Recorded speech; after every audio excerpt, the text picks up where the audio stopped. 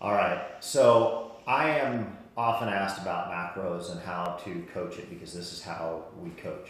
And so I'm going to do a macro, I'm going to do an updated one on the macros because I've read a lot and I research a lot and I look at a lot of different macro calculators.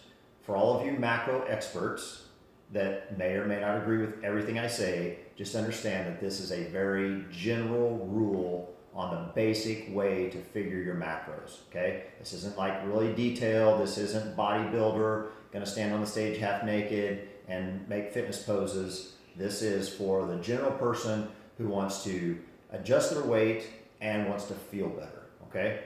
So if you want more information or if you really want to delve into it yourself, there are lots of macro calculators out there. It's just that isogenics is a high protein diet, so some of the macro calculators are going to be off. And many of them promote different product lines, so I don't really like to send them because there are certain ones out there that they don't take into consideration, and literally they promote this. There's really not any difference between the carb of a protein shake, or pardon me, the carb of a potato and the carb of a Pop-Tart. And I just don't believe in that. I don't agree with that. I think your body processes all those things differently based off of the quality of the product, okay? So when it comes down to it, a carb's a carb, but your body is going to process it different, metabolize it different, and it's going to cause different spikes in your body. So because of that reason, I do believe there's a difference in eating clean and just eating anything that exists that fits your macros. All right? So macros, what are they? Macros are your carbs, your fats, and your protein, okay? Three things, gotta have them all. The reason that low carb, no carb diets don't work is because what happens is that you end up losing weight. Your body doesn't really care what weight you lose. Your body metabolizes muscle. You slow your metabolism down because you've lost more muscle. And then at the end of the day, when you go to add the food back in, your higher calorie counts back in, then you've got a depressed metabolism because you've lost a lot of your muscle weight. And then because of that, your metabolism's lower, and so then when you add in new food or more food, then you actually get fatter faster because you have a lower metabolism than when you started. And that metabolism is based solely on the fact that you've lost more muscle than you've lost anything else. And if you don't believe that, honestly, the whole thing, like a lot of people are like, oh, I'm not losing weight because I've got, it's my time of the month, or it's water retention, or it's stress, or it's whatever else, okay? I encourage you not to buy into that because if throughout history, 100% of the time, if you get starved, you will lose weight, okay? If you don't believe that, watch something as simple as Naked and Afraid, kind of that series, and you will see, and I only say that half joking, you will see the fact that those people, they lose a massive amount of weight, but most of the weight they lose is muscle weight. Because if you see their before and after, nobody in there is going to show their after picture as an example of how well they have done, right? Because they look horrible because they've lost all their muscle weight, okay?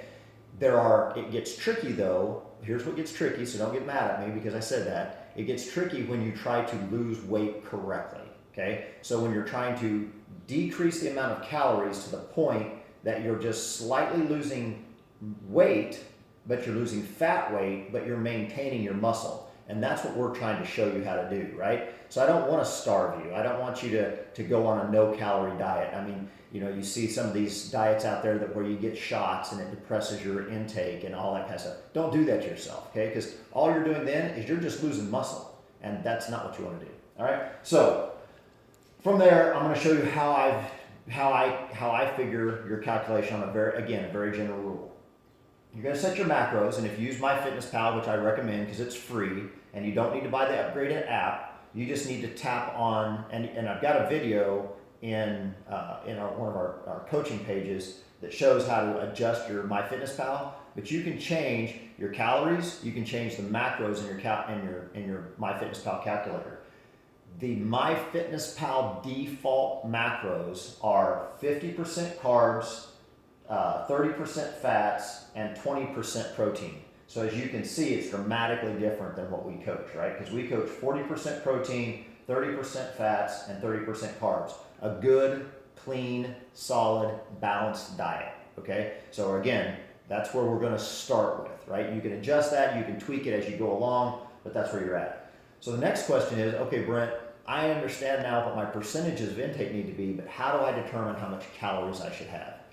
There's a couple different ways to do it. One is, what are you doing now? Because whatever you're eating now, if you track exactly what you're eating right now, don't change anything, and you see at the end of a week or 2 weeks of tracking every single day, and you say, okay, look, I'm tracking and I'm eating 1,800 calories a day, and at the end of the 2 weeks that I tracked, and I was really consistent within, a couple hundred calories either way every day, and at the end of that 2 weeks, I didn't lose any weight. Well, you've now found your base calories, right? That's really how easy it is. If your weight's not changing and you're eating what you're eating, then you have established your base.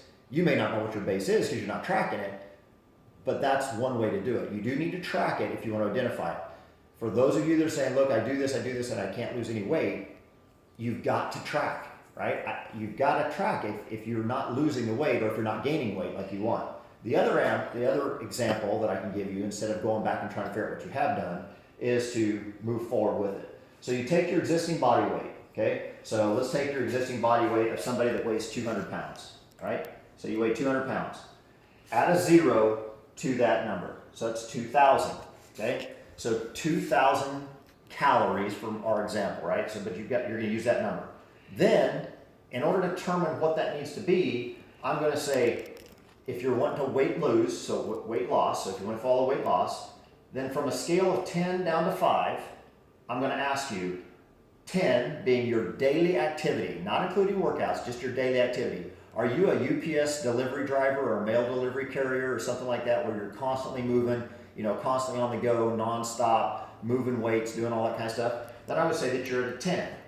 If you're bedridden, and I mean that literally, like if you're literally bedridden and you can't get out of bed, then I would put your activity at a 5, okay? If you're someplace in between, then you need to take that number. So let's take somebody that says, okay, Brent, I think I'm probably about an 8, right? I work in an office, but I'm routinely getting up, I'm walking around, I'm staying active, I walk the dog, I walk the cat, whatever, right? You're running kids back and forth to school, you're just staying active, right? So if you're relatively active, not crazy active, but relatively active, I'd put you someplace in the 7 to 8 category, right? So let's say that you're like, well, I'm really not quite that active, Brent, so I'm gonna do a 7.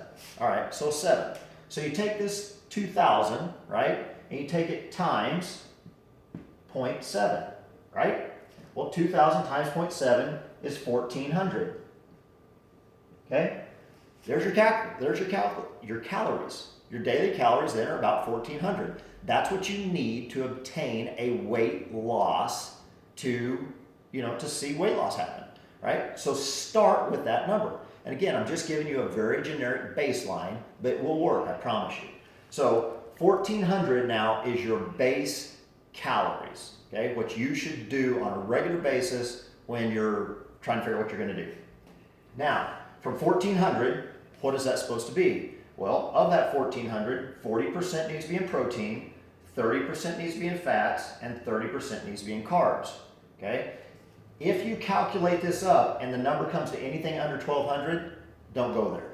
Stay at 1,200, okay?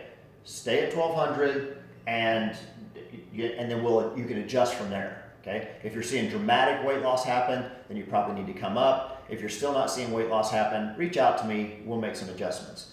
But generally speaking, a weekly adjustment of about 250 calories up or down will cause you some change in what's going on, okay? So again, 2,000 calories, the number 2,000 times 0.7 in this example is going to give you 1,400 calories.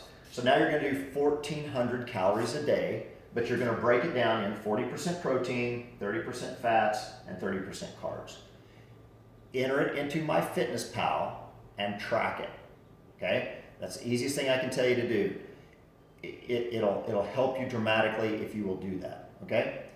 I will do a second video from here on the exact breakdown of that, but I want to make this one shorter, so in case you need to watch it later, you can watch it later. All right? Have a great day.